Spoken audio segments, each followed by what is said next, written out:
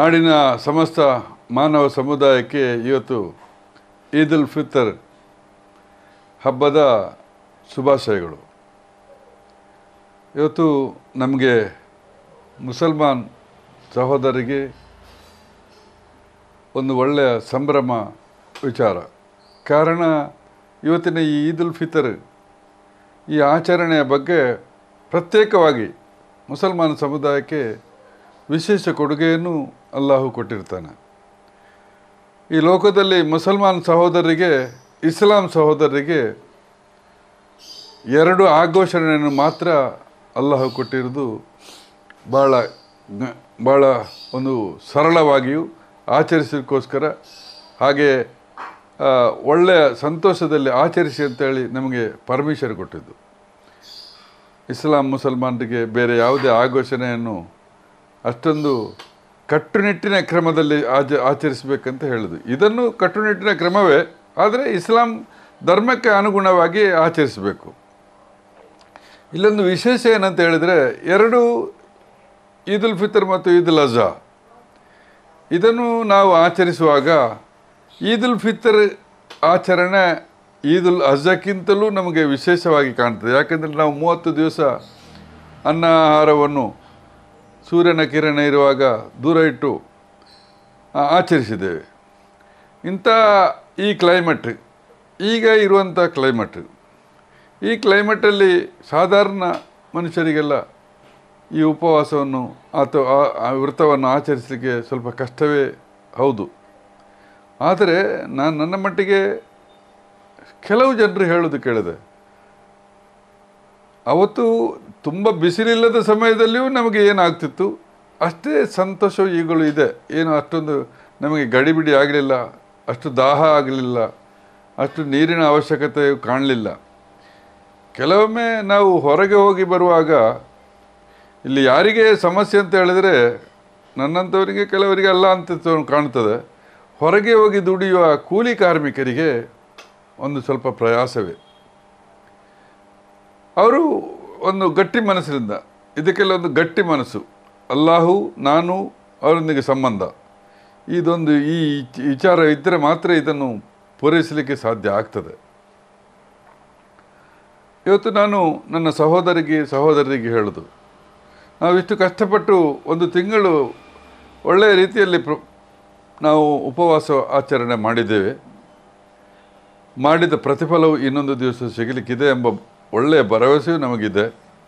ಅಲ್ಲ ಕುರಾನಲ್ಲಿ ಹೇಳೋದು, ಅಸ್ಸೌಮಲಿಯಾನ ಉಜಿಸಾಬಿಹಿ ಅಂತ. ಅಲ್ಲಾಹು ಬೇರೆ ಯಾವುದಕ್ಕೂ ಈ ರೀತಿ ಹೇಳಲಿಲ್ಲ. ಅಸ್ಸೌಮಲಿ, ನಾನು ಯಾರು ಉಪವಾಸ ಹಿಡಿದಿದ್ದಾನೆ ಅವನೊಟ್ಟಿಗೆ ಇದ್ದೇನೆ ಅಂತ. ನೀನು ನಮಾಜ್ ಮಾಡಿದೆ ನಿನ್ನೊಟ್ಟಿಗೆ ಇದ್ದೇನೆ ಅಂತ ಹೇಳಿಲ್ಲ ಅಲ್ಲಾಹು. ಬೇರೆಲ್ಲ ಕರ್ಮಕ್ರಿಯೆಗಳು ನಮ್ಮಲ್ಲಿ ಹೇಳಿದ್ದೆ ಧರ್ಮದಲ್ಲಿ, ಅದರಲ್ಲೆಲ್ಲ ಅಲ್ಲಾಹು ಹೇಳಿಲ್ಲ. ಇದೊಂದು ವಿಚಾರದಲ್ಲಿ ಅಸ್ಸೌಮಲಿಯಾನ ಉಜಿಸಾಬಿ, ನಾನು ನಿನ್ನೊಂದಿಗಿದ್ದೇನೆ. ಯಾಕಂತೇಳಿದರೆ ಈ ಉಪವಾಸ ವ್ರತವನ್ನು ಆಚರಿಸುವ ವ್ಯಕ್ತಿ ಮತ್ತು ಅಲ್ಲಾಹು ಅವನಿಗಿರುವ ಸಂಬಂಧ ಅದು ಅವನಿಗೂ ಗೊತ್ತುಂಟು, ಅಲ್ಲಾಹುವಿಗೂ ಗೊತ್ತುಂಟು. ಇನ್ನೊಬ್ಬ ಉಪವಾಸ ಇದೆ ಅಂತ ಹೇಳಿದರೂ ಆಗಲಿಕ್ಕಿಲ್ಲ, ಉಪವಾಸ ಇಲ್ಲ ಅಂತ ಹೇಳಲಿಕ್ಕೂ ಆಗಲಿಕ್ಕಿಲ್ಲ. ಅದು ಅವನಿಗೂ ಅಲ್ಲಾಹುವಿಗೂ ಇರುವ ಸಂಬಂಧ. ಆ ಸಂಬಂಧಕ್ಕೆ ಬರುವಾಗ ಸಮಾಜದಲ್ಲಿ ಬಹಳ ಒಳ್ಳೆಯ ಒಳಿತನ್ನು ಮಾಡಲಿಕ್ಕೆ ಸಾಧ್ಯ ಆಗ್ತದೆ. ಯಾವಾಗ ಮನುಷ್ಯ ಒಬ್ಬ ಜೀವಿ ತನ್ನ ಜೀವಿತದಲ್ಲಿ ಅಲ್ಲಾಹವನ್ನು ಹೆದರುವಂಥ ಸಂದರ್ಭ ಬರುವಾಗ, ಮನುಷ್ಯನನ್ನಲ್ಲ, ಸರ್ಕಾರವನ್ನಲ್ಲ, ಪೊಲೀಸನ್ನಲ್ಲ, ನ್ಯಾಯಾಧೀಶರನ್ನಲ್ಲ, ಅಲ್ಲಾಹು ಎಂಬ ಪದವನ್ನು ಹೆದರುವಾಗ ಅವನಿಗೆ ಜೀವನದಲ್ಲಿ ತುಂಬ ತಿದ್ದಲಿಕ್ಕೆ ಸಾಧ್ಯ ಆಗ್ತದೆ. ಅವನ ಎಲ್ಲ ಜೀವನದ ಪ್ರತಿಯೊಂದು ಅಂಗಗಳಲ್ಲಿಯೂ ಅವನು ಒಳ್ಳೆಯವನಾಗಿ ಕಾಣ್ತಾನೆ.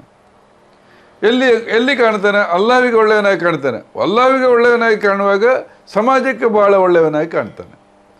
ಇದು ನಮ್ಮಲ್ಲಿ ಎಷ್ಟು ವಿಚಾರವನ್ನು ನಮ್ಮನ್ನು ಹತೋಟಿಗೆ ತರ್ತದೆ ಅಂತ ಹೇಳಿದರೆ, ಕೆಲವೊಮ್ಮೆ ನಾವು ಭಾಳ ಕಷ್ಟ ಆಗ್ತದೆ. ಆದರೂ ಹತೋಟಿಗೆ ತರಲಿಕ್ಕೆ ನಾವು ಮೊದಲನೇ 4-5 ದಿವಸ ಭಾಳ ಕಷ್ಟ ಬರ್ತೇವೆ. ಆಮೇಲೆ ಭಾಳ ಸುಲಭದಲ್ಲಿ ಇದಾಗ್ತದೆ. ಇದರಲ್ಲಿ ಒಂದು ದೊಡ್ಡ ಪುಣ್ಯದ ಫಲವನ್ನು ಇಟ್ಟುಕೊಂಡಿದ್ದಾನೆ ಅಲ್ಲಾಹು. ಒಂದು ಲೈಲತುಲ್ ಕದ್ರ್ ಅಂತ ಹೇಳಿ, ಲೈಲತುಲ್ ಕದ್ರ್ ಅಂತ ಹೇಳಿದ್ರೆ ಒಂದು ರಾತ್ರಿ ಲೈಲತುಲ್ ಕದ್ರ್, ಆ ರಾತ್ರಿಯಲ್ಲಿ ಒಂದು ವಿಶೇಷವಾದ ಒಂದು ವಿಚಾರವನ್ನು ನಮಗೆ ಕುರಾನಲ್ಲಿ ಹೇಳಿದ್ದಾನೆ. ಲೈಲತುಲ್ ಕದ್ರ್ ಖೈರು ಮಿನ್ ಅಲ್ಫಿ ಶಹರ್. 1082 ತಿಂಗಳು, 1000 ವರ್ಷ ಲೈಲತುಲ್ ಕದ್ರ್ ಖೈರು ಮಿನ್ ಅಲ್ಫಿ ಶಹರ್, 1000 ವರ್ಷ ಪ್ರತಿಫಲದಕ್ಕಿಂತ ಈ ಒಂದು ರಾತ್ರಿ ಲೈಲತುಲ್ ಕದ್ರ್ ರಾತ್ರಿ, ಉಪವಾಸದ ರಾತ್ರಿಯಲ್ಲಿ ನಮಗೆ ಒಂದು ರಾತ್ರಿ, ಅದು ಯಾವ ದಿವಸ ಅಂತ ಹೇಳಲೇ ಇಲ್ಲ, ಉಪವಾಸದ ರಾತ್ರಿ ಅಂತ ಹೇಳಿ ಲೈಲತುಲ್ ಕದ್ರ್ ಅಂತ ಹೇಳೋದು. ಉಪವಾಸ ದಿವಸ ಉಪವಾಸ ತಿಂಗಳಲ್ಲಿ 1ರಲ್ಲಿ ಸ್ಟಾರ್ಟ್ ಆಗ್ಬೋದು ಅಥವಾ 29ರಲ್ಲಿ ಸಿಗಲಿಕ್ಕೆ ಚಾನ್ಸಸ್ ಉಂಟು. ಈ ದಿನದಲ್ಲಿ ಲೈಲತುಲ್ ಕದ್ರ್ ಎಂಬ ಅಂಶವನ್ನು ಅಲ್ಲಾಹು ಕುರಾನಲ್ಲಿ ನಮಗೆ ಕೊಟ್ಟಿದ್ದಾನೆ.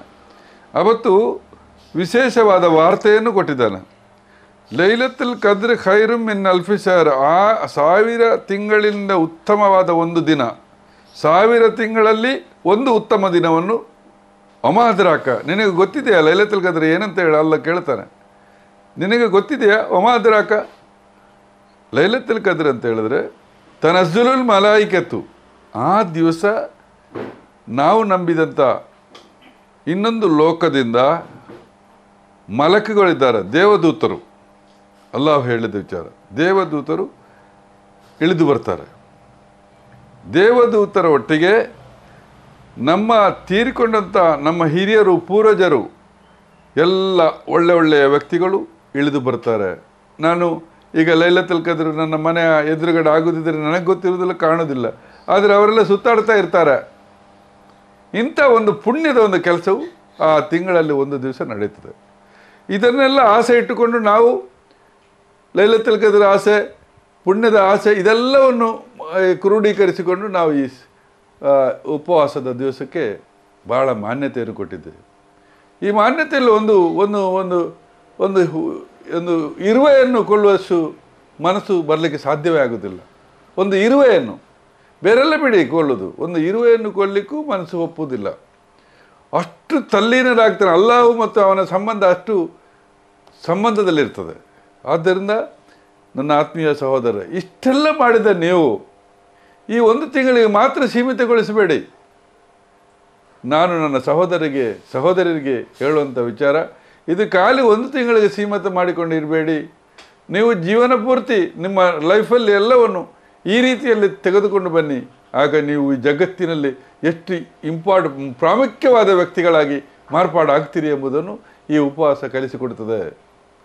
ಆದ್ದರಿಂದ ಆತ್ಮೀಯರೇ, ಇವತ್ತು ನಾವು 29 ಕಳೆದು 30ನೇ ದಿವಸದಲ್ಲಿ ಉಪವಾಸ ದಿವಸ ಕಳೆದು ನಾವು ಪೆರ್ನಾಳು ದಿವಸದಲ್ಲಿ, ಹಬ್ಬದ ದಿವಸದಲ್ಲಿದ್ದೇವೆ. ಈ ಹಬ್ಬದ ಆಚರಣೆಯ ಸಂಬಂಧವೂ ನೀವು ನೋಡ್ಕೊಳ್ಬೇಕು. ಈ ಹಬ್ಬ ಅಂತ ಹೇಳಿದರೆ, ಕೇವಲ ಹಬ್ಬದ ಅರ್ಥ ಒಬ್ಬ ಆಚರಿಸುವಂಥ ವ್ಯವಸ್ಥೆ ಅಲ್ಲ, ಅದು ಎಲ್ಲರೂ ಮಾನವರು. ಅವನು ಉಪವಾಸ ಹಿಡಿಯಲಿಲ್ಲ, ಅವ ಹಿಂದೂ, ಅವ ಮುಸಲ್ಮಾನು, ಅವನು ಕ್ರಿಶ್ಚಿಯನು, ಇದನ್ನೆಲ್ಲ ನೋಡಬೇಡ. ನಿನ್ನ ಹಬ್ಬದ ದಿವಸ ನೀನು ಎಲ್ಲ ಸಮುದಾಯವನ್ನು ಕರೆದು ಅವರನ್ನು ನಿನ್ನಲ್ಲಿ ಏನು ಭಕ್ಷಣವನ್ನು ಮಾಡಿದ್ದಾರೆ, ಏನೇನು ಬಗೆಯ ವಸ್ತುಗಳನ್ನು ಮಾಡಿದ್ದಾರೆ, ಅದನ್ನು ಎಲ್ಲವನ್ನು ಹಂಚಿಕೊಂಡು ತಿನ್ನುವಾಗ ಅದರ ಸಂತೋಷ ಇನ್ನೊಂದು ಬೇರೆ.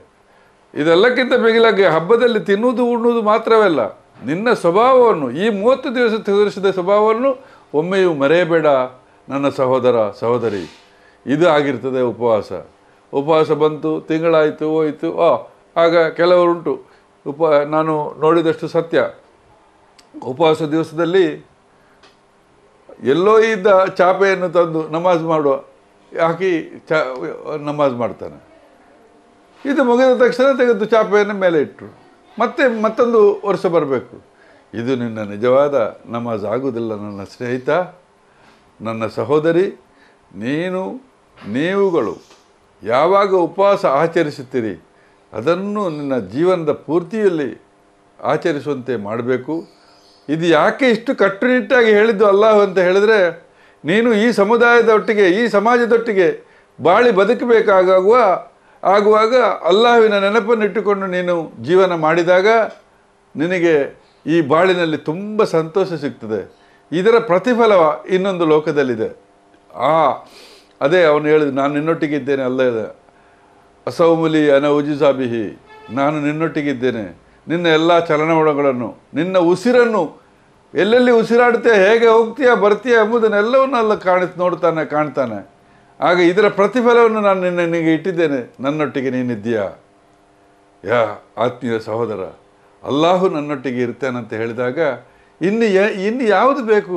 ಈಗ ಲಾ ಇಲಾಹ ಇಲ್ಲಲ್ಲ ಎಂಬ ಪದ, ಲಾ ಇಲಾಹ ಇಲ್ಲಲ್ಲ ಎಂಬ ಪದ ಏನು?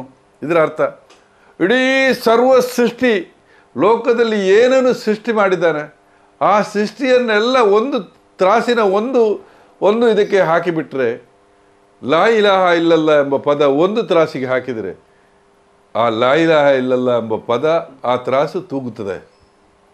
ಇದಾಗಿರ್ತದೆ ಅಲ್ಲಾಹು.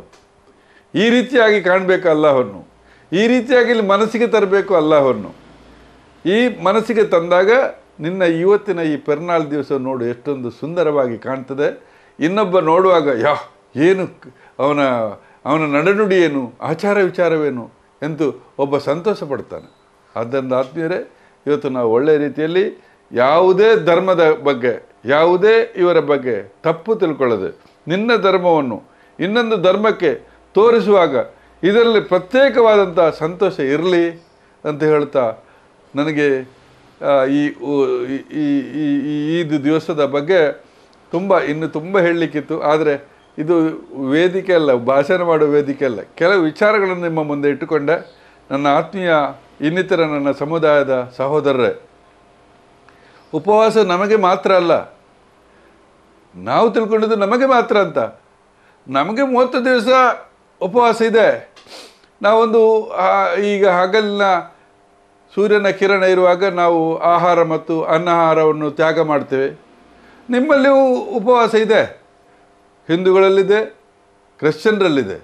ನಿಮ್ಮ ಉಪವಾಸದ ನೀತಿಗಳು ಬೇರೆ ಇರ್ಬೋದು, ಆದರೆ ಇದರ ಸಮಯದ ವ್ಯತ್ಯಾಸ ಬೇರೆ ಬೇರೆ ಇರ್ಬೋದು. ಆದರೆ ಉಪವಾಸ ಎಂಬ ಆ ಒಂದು ಪದಕ್ಕೆ ಅದು ಹಿಂದೂ ಮಾಡಿದ್ರು, ಕ್ರಿಶ್ಚಿಯನ್ ಮಾಡಿದರು, ಮುಸಲ್ಮಾನ್ ಮಾಡಿದರು, ಅಲ್ಲಾಹುವಿನೊಂದಿಗೆ ಸೇರುವಂಥ ಉಪವಾಸ ಒಂದೇ. ಅಲ್ಲಾಹುವಿನ ಬಗ್ಗೆ ಭಯಪಟ್ಟುಕೊಂಡು ಅವನು ಮಾಡುವಂಥ ಉಪವಾಸ.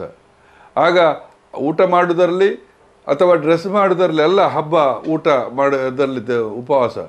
ಯಾವಾಗ ನಾನು ನನ್ನ ಮನಸ್ಸನ್ನು ಕ್ರೋಢೀಕರಿಸಿ ಅಲ್ಲಾಹುವಿನೊಂದಿಗೆ ಸೇರಿಸಿಕೊಳ್ಳುವಂಥ ಸಂದರ್ಭ, ಅದು ಹಿಂದೂ, ಮುಸಲ್ಮಾನ, ಕ್ರಿಸ್ತ ಮಾನವ ಜನಾಂಗಕ್ಕೆ ಇವತ್ತು ಈ ಸಂದೇಶವನ್ನು ಕೊಡ್ತಾ ಇದ್ದೇನೆ.